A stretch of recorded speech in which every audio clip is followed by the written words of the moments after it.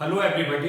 आज की इस वीडियो में मैं डिस्कस करने जा रहा हूँ कुछ इंपॉर्टेंट कंसेप्ट, और जो कंसेप्ट डिस्कस करूँगा वो क्वांटम मैकेनिक्स से हैं। तो दो प्रॉब्लम डिस्कस कर रहा हूँ क्वांटम मैकेनिक्स से, जो इस बार पूछी गई थी नेट के एग्जाम में। खासतौर से जो नेट गेट बार जस्टिफायर के स्टूडेंट हैं उन्हीं के लिए वीडियो में प्रिपेयर कर रहा हूँ। तो इस वीडियो में दो मैंने अप्लाई प्रॉब्लम्स ली हैं जो इस बार नेट में पूछी गई थी, और इसी के आसपास जो क्वेश्चंस बन सकते हैं फर्दर आगे उन्हें डिस्कस करूंगा।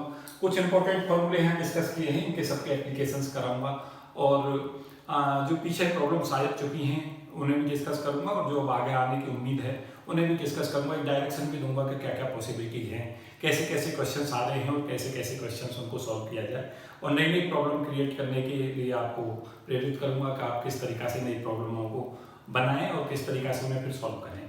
तो पहली प्रॉब्लम में वेव फंक्शन दे रखा था साई एक्स वाई जेड की वैल्यू थी एन जेड एक्सपोनेंशियली, और ब्रैकेट में था -a, और इसमें जो पूरा ये ब्रैकेट था और इसमें एक अंदर ब्रैकेट था x square plus y square plus z square. इसमें एल स्क्वायर और एल जेड की वैल्यू पूछी थी। एल जो है ऑर्बिटल एंगुलर मोमेंटम को डिनोट कर रहा था, और एल जेड जो है वो जेड कंपोनेंट को शो कर रहा था। तो इसे सॉल्व करने के लिए जो हमारे पास जनरल सॉल्यूशन है उसमें याद रखें कि जो x होता है उस x की वैल्यू ऑलवेज हमें रिमेंबर रहनी चाहिए। r थीटा फाई में हम कैसे लेते हैं, तो रहती है हमारी x की वैल्यू रहती है r साइन थीटा और cos फाई, y की जो वैल्यू रहती है r sine theta sine phi, और जो z होता है वो होता है हमारा r cos थीटा। तो ये तीनों चीजें ऑलवेज याद रखें कि हम कार्टेशियन से स्पेक्ट्रल कोऑर्डिनेट में कैसे जाते हैं। तो ये रिलेशंस हैं, ये हमारे x y z Cartesian coordinate हैं, और आर थीटा फाई यहाँ पे जो है वो स्पेक्ट्रल कोऑर्डिनेट हैं। तो इन वैल्यूज को इस एक्सप्रेशंस में पुट करेंगे तो साई जो हमारा फंक्शन है वो आर थीटा फाई का बनेगा, और इसकी जो वैल्यू आएगी वो हम देखेंगे। तो ये वैल्यू ऑब्टेन हो जाएगी एन, और जेड की जगह पर रख देंगे हम आर कॉस थीटा एक्सपोनेंशियली, और यहाँ पे -a, और x square plus y square plus z square जब इसको लेंगे हम तो ये होता है हमारा आर स्क्वायर। तो x square plus y square plus z square की जो वैल्यू है वो हो जाएगी हमारी आर स्क्वायर। तो ये एक्सप्रेशन बन जाएगा psi r theta equal to n r cos theta exponentially -a r square. अब इसमें पूछा गया है एल स्क्वायर और एल जेड को। तो सॉल्यूशंस में देखें, मैंने तीनों सॉल्यूशंस लिखे हैं। रेडियल पार्ट का सॉल्यूशंस जो हाइड्रोजन एटम है स्पेक्ट्रल कोऑर्डिनेट्स के लिए, और थीटा का सॉल्यूशंस, और ये हमारा फाई का सॉल्यूशंस। तो ये जो थीटा पार्ट और फाई का पार्ट है और रेडियल सॉल्यूशन है, इसमें हम यहाँ से देख सकते हैं कि जो ये वाला पार्ट है जब हम pl और ml की वैल्यू को 0 लेंगे तो ये हमारा pl cos थीटा बन जाएगा, और pl cos थीटा की वैल्यू रहती है cos थीटा। तो यहाँ पे जो plx होता है वो याद रखें, मैं बार बार बताता रहा हूँ, 1/2 की power l factorial l d upon dx की पावर l और x स्क्वायर -1 की पावर है। ये एक्सप्रेशन होता है रिजल्टेंट पोलिनोमियल का। तो यहाँ पे पुट करते हैं वैल्यू l की जगह पे 1, तो ये हमारा p1x हो जाएगा, इसकी वैल्यू हो जाएगी 1/2, यहाँ पे 1 आ जाएगा ये, और d/dx, और एक्सप्रेशन आ जाएगा x स्क्वायर -1। तो जब इसे सॉल्व करेंगे तो ये हमें वैल्यू ऑब्टेन करा देगा 2x, और 2x/2 करेंगे तो x आ जाएगा। तो यहाँ से देख रहे हैं कि p1x से हमें जो मिलता है वो x मिलता है, और अगर हम x की जगह पे cos थीटा रख दें तो p1 cos थीटा जो हमारा होगा वो cos थीटा हो जाएगा। इसका मतलब है कि अगर हम इन दोनों की आपस में कंपैरिजन करें तो l बराबर 1 जब हम लेंगे जब ये cos थीटा हमारा कवर होगा, क्योंकि p1 cos थीटा हमारा cos थीटा रहता है। तो जैसे हमें पता चलेगा कि l की वैल्यू यहाँ पे 1 हो गई, तो l स्क्वायर का एक्सप्रेशन हमें पता है, l स्क्वायर होता है l प्लस 1 x का स्क्वायर। l जो है small l orbital angular momentum quantum number होता है, तो स्मॉल l की जगह पे 1 रख दें तो ये हमारा आंसर सीधा 2x स्क्वायर आ जाएगा।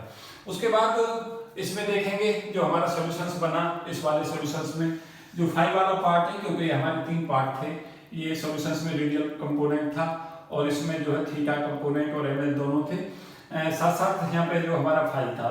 तो ये वाला कंपोनेंट इसमें है ही नहीं, तो इसका मतलब है कि ये कंपोनेंट जो है वो एब्सेंट है।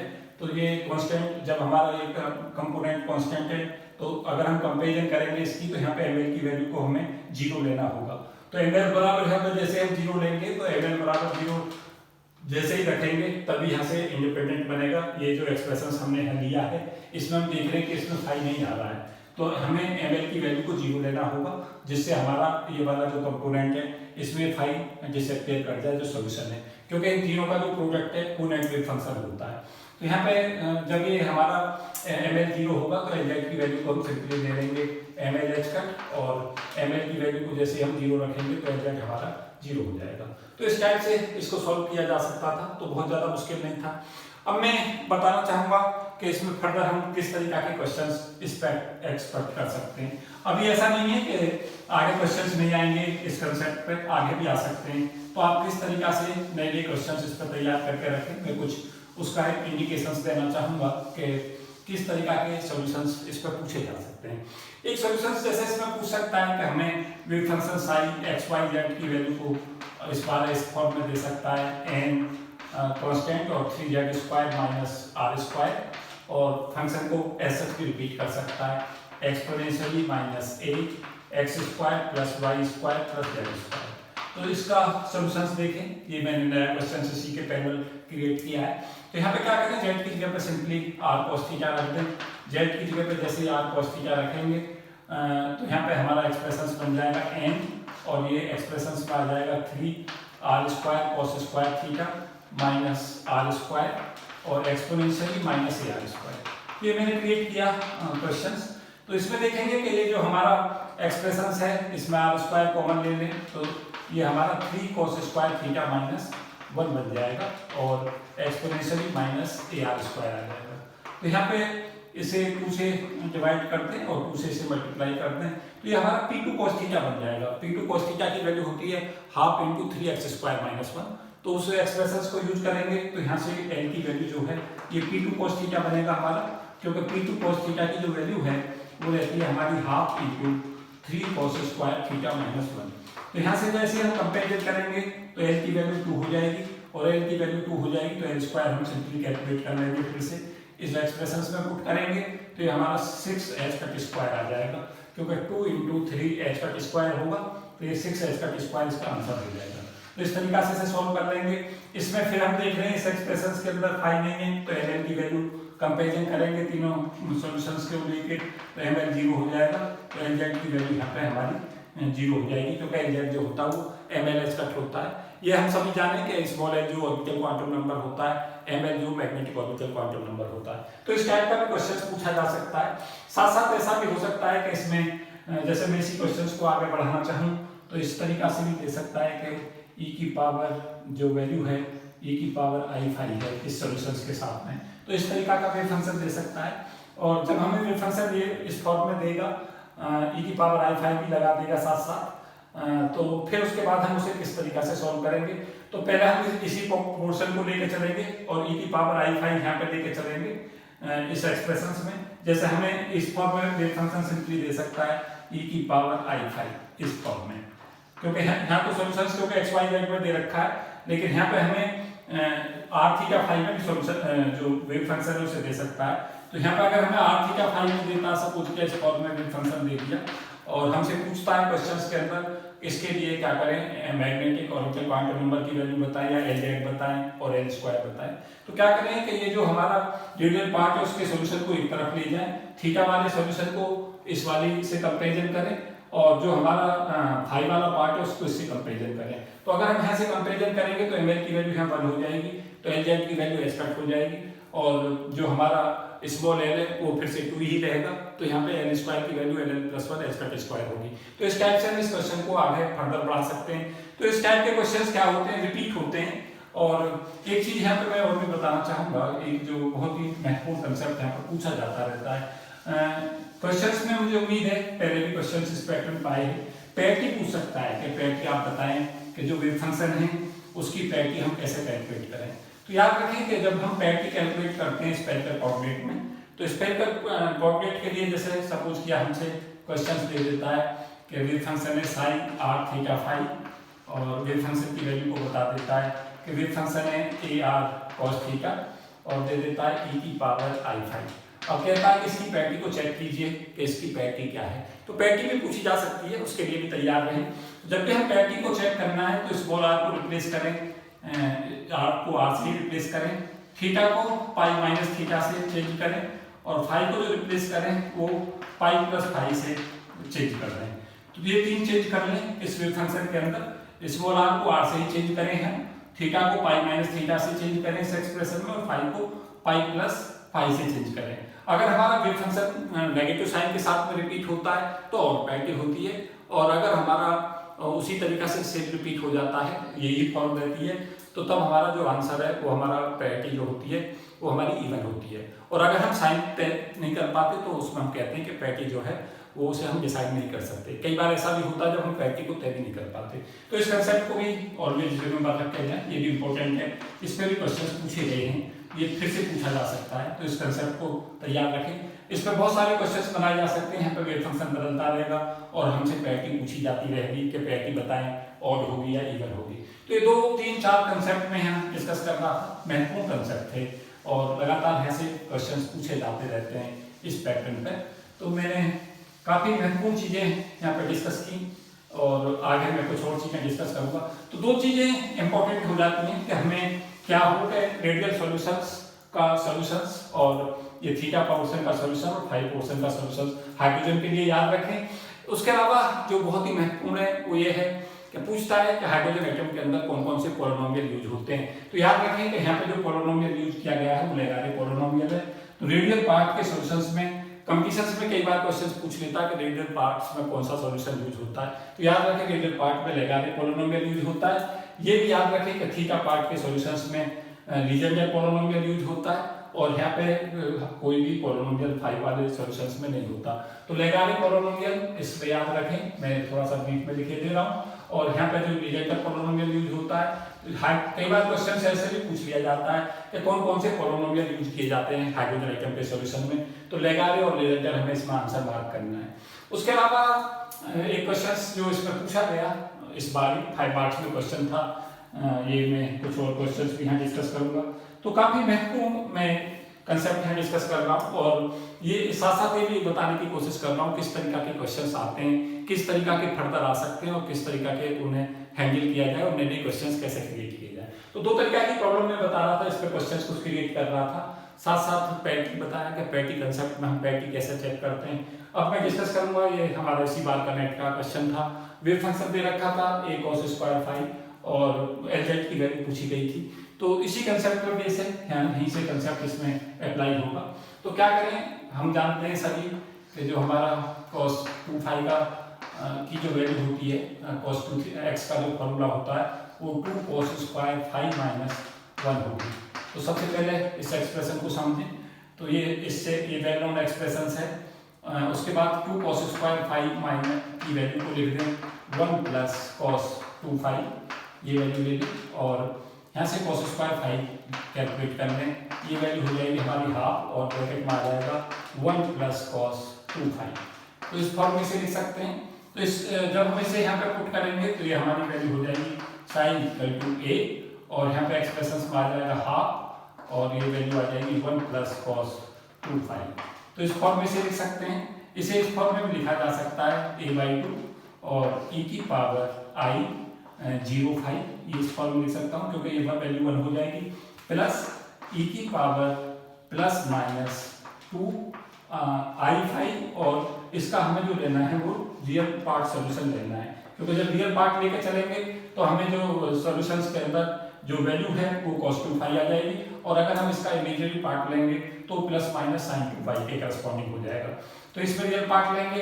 अब अगर हम इसकी कंपैरिजन इससे करके देखेंगे तो यहाँ से हमें पता चलेगा कि ये तो कांस्टेंट है पूरी टर्म, तो यहाँ इसको पूरे को a/2 की वैल्यू को 1/√2 पाई के बराबर कर दें तो a भी कैलकुलेट किया जा सकता है। उसके बाद जब हम इन दोनों एक्सप्रेशनों को आपस में कंपेरिजन करेंगे तो यहाँ से ml की वैल्यू आ जाएगी 0 और यहाँ से ml जो आ जाएगा वो हमारा आ जाएगा प्लस माइनस 2। अब इसकी कंपेरिजन जैसे करेंगे तो Lz की वैल्यू हम जानते हैं कि Lz होता है ml स्क्वायर के इक्वल, तो यहाँ से ml की वैल्यू 0 रखें तो Lz 0 हो जाएगा और ml की वैल्यू को प्लस माइनस 2 करें तो Lz की value plus minus 2h cut होगी। तो इस तरीका से इस तरीका के क्वेश्चन सॉल्व किए जा सकते हैं। अगर यही questions a sin square phi में आए तो पैटर्न को सेम रखें, फिर क्या करें, अगर sin स्क्वायर फाई है तो cos 2 फाई को 1 माइनस 2 sin स्क्वायर फाई के इक्वल कर दें और फिर से पैटर्न को फॉलो करें। तो इस टाइप के क्वेश्चंस रेगुलर पूछने की संभावना रहती है। दो क्वेश्चंस इन्हीं पे जो कंसेप्ट हैं, मैं पहले भी वीडियो इस पे दी थी, उसी पे बेसिक क्वेश्चन थे दोनों। तो मुझे उम्मीद है कि ज़्यादातर स्टूडेंटों ने सही किए होंगे। 5 मार्क्स में ये क्वेश्चन पूछा गया था, सेकंड वाला जो था, और जो पहला वाला क्वेश्चन है वो पूछा गया था 3.5 मार्क्स में। तो काफ़ी महत्वपूर्ण और काफ़ी इम्पोर्टेंट कंसेप्ट जो मैं डिस्कस कर रहा हूँ इस वीडियो में। तो मुझे उम्मीद है कि ये आपको जो क्वेश्चंस आए हैं उसी पैटर्न को आपको रिवाइज कराएंगे। एक क्वेश्चन जो लगातार पूछा जाता रहा है वो है हमारा रेडियल लोड का। तो ये ऐसा बिल्कुल ना करें कि आपने जो क्वेश्चंस आ रहे हैं केवल उन्हें करना है, जो पहले भी आ चुके हैं उनको भी करें। तो रेडियल लोड की जो वैल्यू होती है वो होती है हमारी n-l-1। ये भी जाने कि रेडियल लोड होता क्या है, कुछ स्टूडेंटों ने पहले भी नीचे मार्क किया है कि रेडियल लोड सब होते क्या है। तो जो हमारा वेव फंक्शन होता है कोई भी स्टेट का, उससे हमें ये पता चलता है कि वो कितने पॉइंटों के ऊपर जो पाए जाने की प्रायिकता है वो उस स्टेट के लिए शून्य है। ये हमें पता चलता है रेडियल लोड से। तो रेडियल लोड क्या बताता है, इस बात की प्रायिकता बताता है कि उस पर्टिकुलर स्टेट के अंदर कुल कितने पॉइंट्स ऐसे होंगे जहाँ पे पाए जाने की प्रायिकता इलेक्ट्रॉन की वो शून्य होगी। तो ये हमारा कंसेप्ट है रेडियल लोड का। और एक्सप्रेशन होता है इसका n-l-1। जैसा हमसे क्वेश्चन पूछता है कि हमारी 4p स्टेट है, इसके लिए रेडियल लोड की वैल्यू कैलकुलेट करें, या हमसे पूछता है कि 4p स्टेट के लिए हाइड्रोजन एटम के अंदर कुल कितने पॉइंट्स ऐसे होंगे जहाँ पे इलेक्ट्रॉन के पाए जाने की प्रायिकता 0 होगी। तो किस तरीका से इसे सॉल्व करें, कंपेरिजन कर लें। n की वैल्यू यहाँ पर 4 होगी और p जो है p स्टेट के लिए l की जो वैल्यू होती है वो 1 होती है। तो रेडियल लोड का सीधा फॉर्मूला अप्लाई करें 4 - 1 - 1, तो ये हमारा रेडियल लोड कैलकुलेट हो जाएगा। तो रेडियल लोड की वैल्यू यहाँ पे हमारी 2 कैलकुलेट हो जाएगी।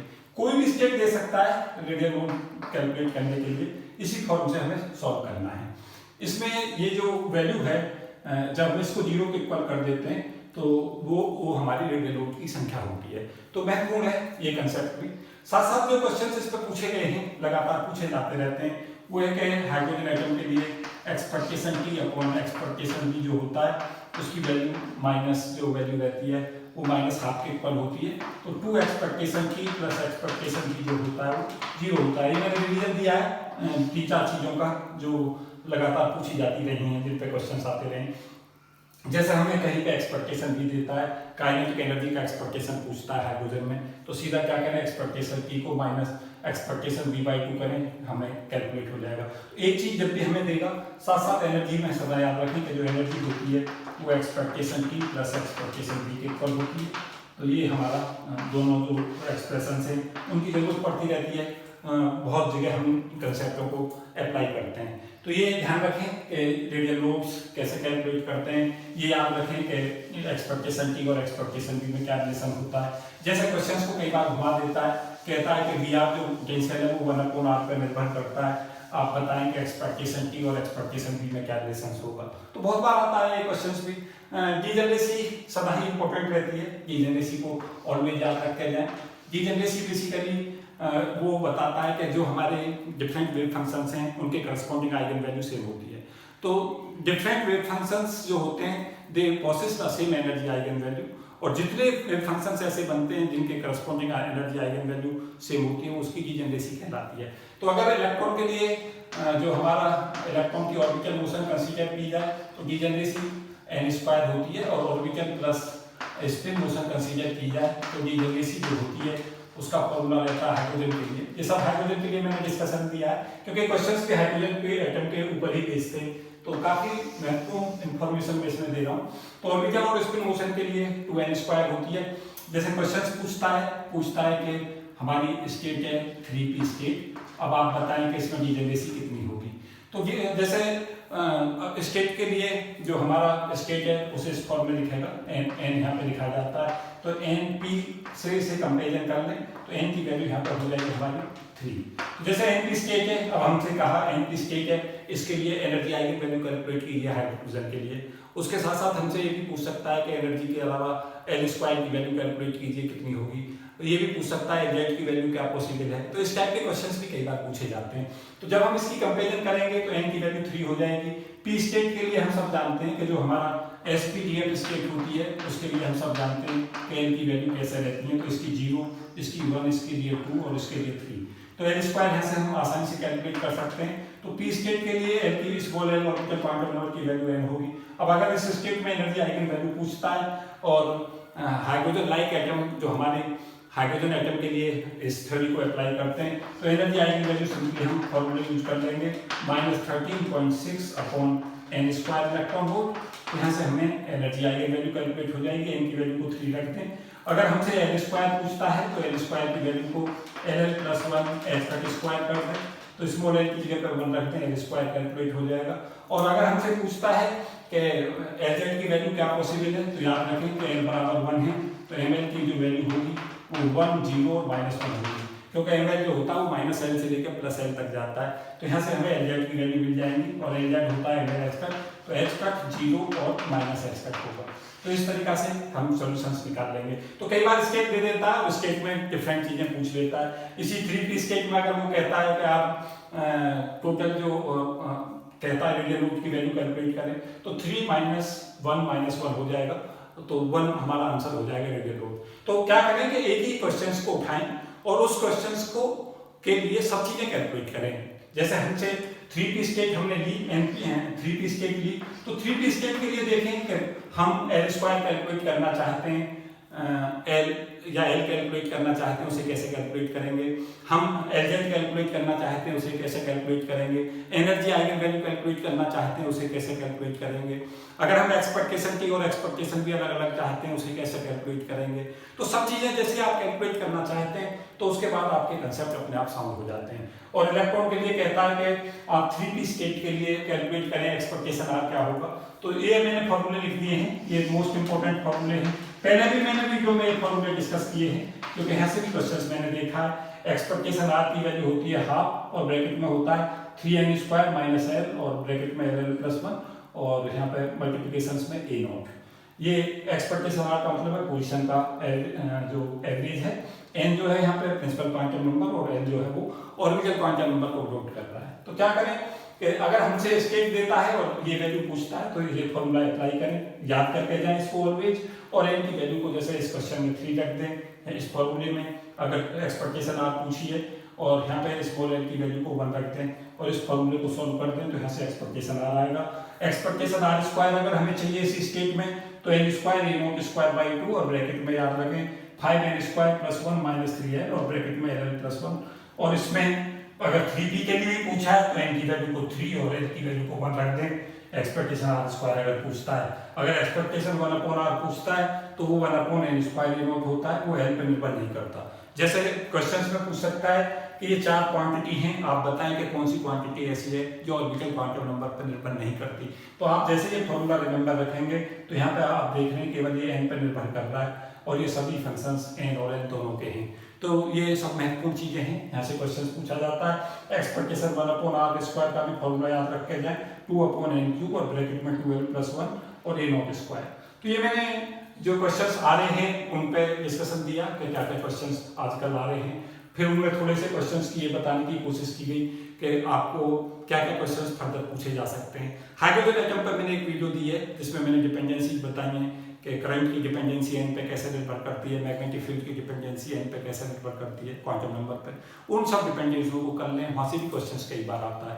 तो काफ़ी महत्वपूर्ण चीज़ें और काफ़ी यूजफुल वीडियो और काफ़ी यूजफुल टिप्स मैं इस वीडियो में दे रहा था। मुझे उम्मीद है कि निश्चित तौर से जो फिजिक्स कम्युनिटी है और स्टूडेंट्स हैं जो प्रिपरेशंस में उनको डायरेक्शन देगी और बताएगी कि जो फॉर्मूले होते हैं हमारे, उनको हम किस तरीका से यूज करें और किस तरीका से क्वेश्चंस बन के हमारे आ रहे हैं, किस तरीका से फर्दर बन सकते हैं। एक होमवर्क में मैं एक क्वेश्चन सबको देना चाहूंगा कि अगर क्वेश्चन आता है साई की value a cos phi plus b cos square phi plus c cos cube phi, अगर ये आता है तो इसके लिए कैलकुलेट करके दें। मुझे मैंने एक क्वेश्चन बना दिया है, इसके लिए LZ के लिए कैलकुलेट वैल्यू करें कि LZ कितना होगा। तो ये आपके लिए होमवर्क में है। तो इस वीडियो के लिए केवल इतना ही, आगे देखते रहिए इस वीडियो और मैं आगे जो वीडियो दूंगा उन्हें भी देखते रहें और इसके कंटेंट को लगातार शेयर करते रहें। Thank you and best wishes for all of you. जय हिंद।